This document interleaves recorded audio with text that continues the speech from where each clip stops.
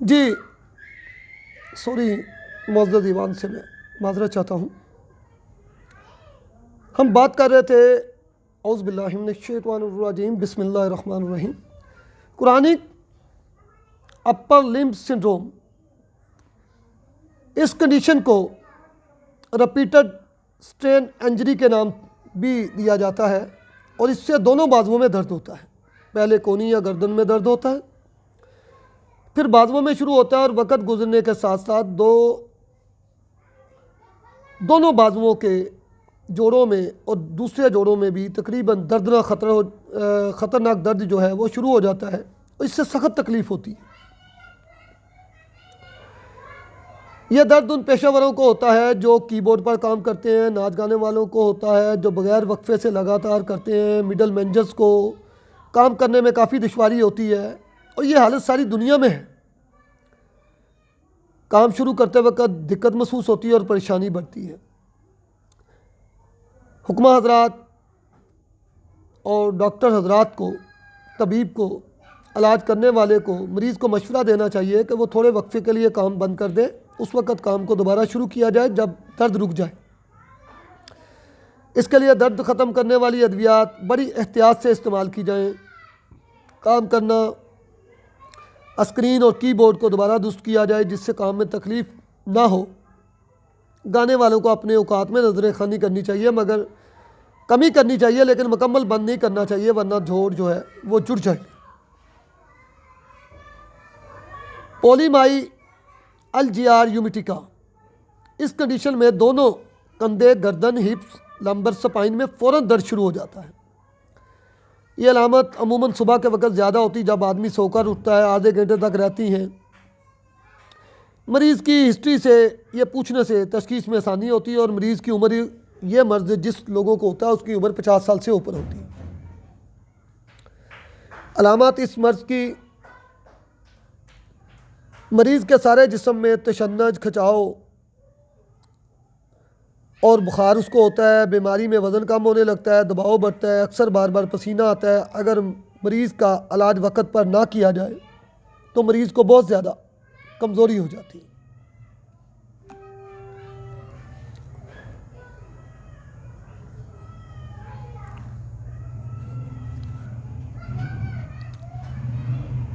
PMR, investigation of PMR जो है वो बहुत ज़रूरी है। ज़रूर हर हकीम, तबीब, डॉक्टर के पास आने वाले को ऐसी हालत में ESR का टेस्ट करवाना चाहिए। ESR बड़ी हुई होगी और अगर PMR गायब हो तो मरीज़ से सवालात किए जाएं और फिर इलाज शुरू किया जाए। इसमें सीरम अल्कलाइन फास्फेट का लेवल बढ़ा हुआ होगा, मरीज़ को हल्का सा अनीमिया भी होगा। PMR के साथ मरीज़ की बड़ी आर्टरीज़ में सोजश हो जाती है जिसे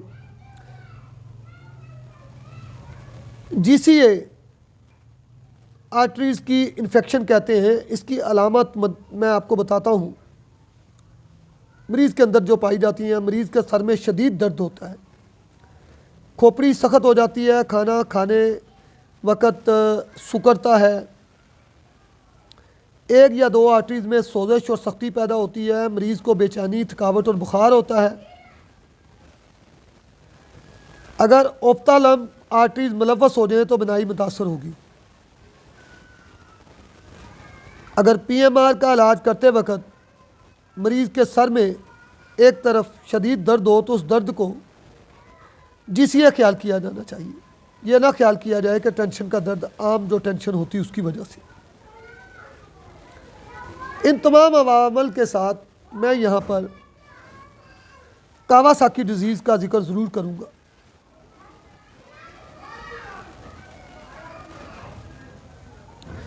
इस कावासाकी डिज़ीज़ में सारी नालियों में, जिनमें मीडियम साइज़ की नालियाँ भी होती हैं, वो भी मुलव्वस होती हैं, सोजश हो जाती है। 5 साल की उम्र के बच्चों को बहुत मुतासर करती है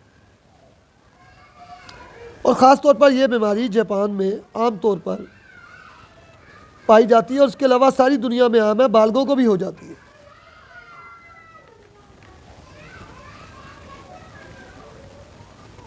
इसकी अलामात मरीज़ को बुखार होता है, तकरीबन 5 रोज़ तक रहता है। बीमारी शुरू होने के 2 रोज़ बाद खून जमा होना शुरू हो जाता है। सर्वाइकल शदीद सोजिश बुखार के साथ होती है और जिस्म के मुख्तलिफ अज़ा पर कई अशकाल के छाले वगैरह ज़ाहिर होती हैं। बीमारी शुरू होने के 2 से 5 दिन बाद हथेलियों और तिलों पर सुर्खी होती है। 3 दिन बाद मरीज़ के होंठ खुश्क और सुर्ख हो जाते हैं।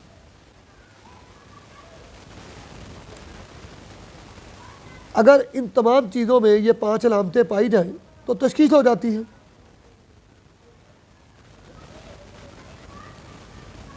शदीद हालत में दिल शराइन की अलामत ज़ाहिर होती हैं, जिनसे डायलेटेशन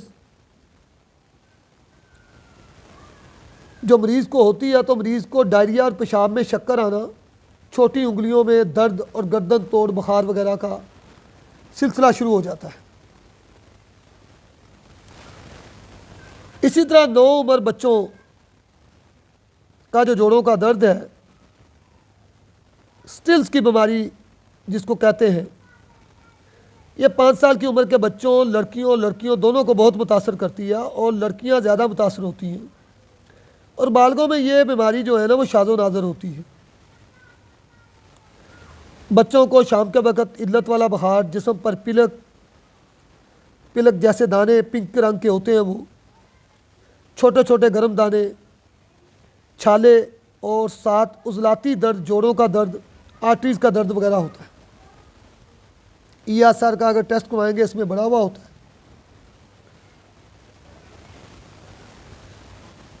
और CSR भी बड़ी होगी।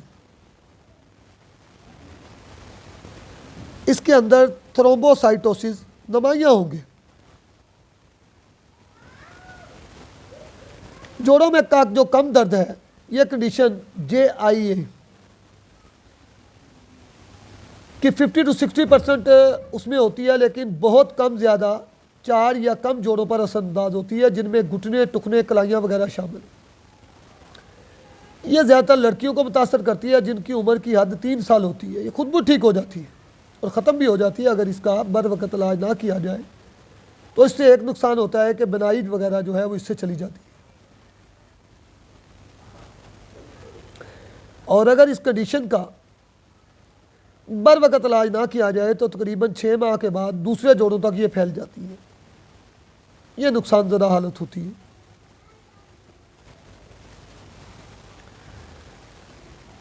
मतअद्दिद जोड़ों का जो दर्द होता है, गैंठियानुमा यूज्ड अप फैक्टर्स, बड़ी उम्र की लड़कियों को 8 साल से ऊपर वाली को होता है और ये सारे जिस्म में होता है। ये दर्द हाथ, कलाइयों, घुटने, पाँव के छोटे जोड़ों से शुरू होता है और आखिर तमाम जोड़ों में फैल जाता है। ये बड़ा तबाहकन होता है।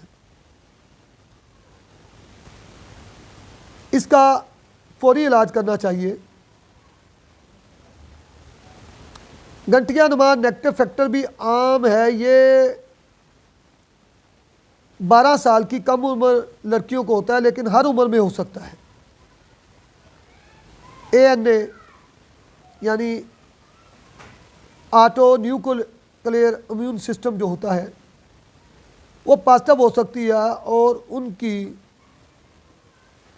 यूविट्स हो सकता है कि ये दर्द सर्वाइकल स्पाइन को भी मुतासर करे, जो वेनल आर्थराइटिस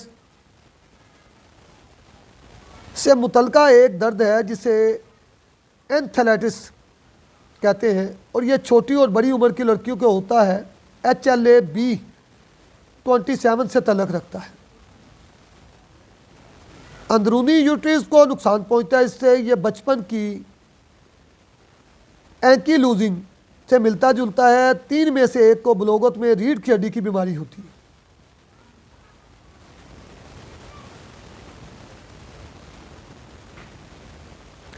JI के मरीज़ों को स्पेशलिस्ट, हकीम,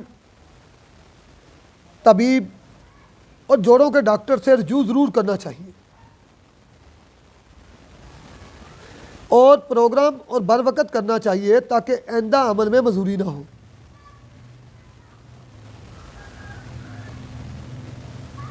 NSBIDS दर्द को मुसल्लम करते हैं। मरीज़ को मैथोट्रेक्सेट और स्कैलोस्पोन ये एलोपैथी में दी जाती है। इसके बरअक्स हुक्मा हजरात और हमारे जो अतीबा हजरात हैं ये ज़्यादातर सूरजदान शीरी वगैरह, असगंध, सतावर, सुंबल की मूसली, बुधारा की जड़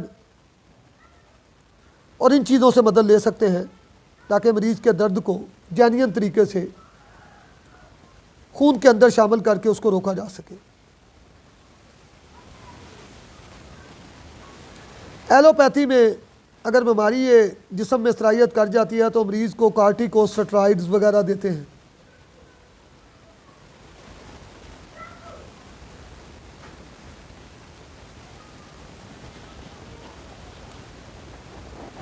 इंशाल्लाह हम अब आगे हाइपर मोबाइल सिंड्रोम के बारे में बात करेंगे। वीडियो ज़्यादा लंबी होगी तो इसके ऊपर भी रोशनी डालेंगे।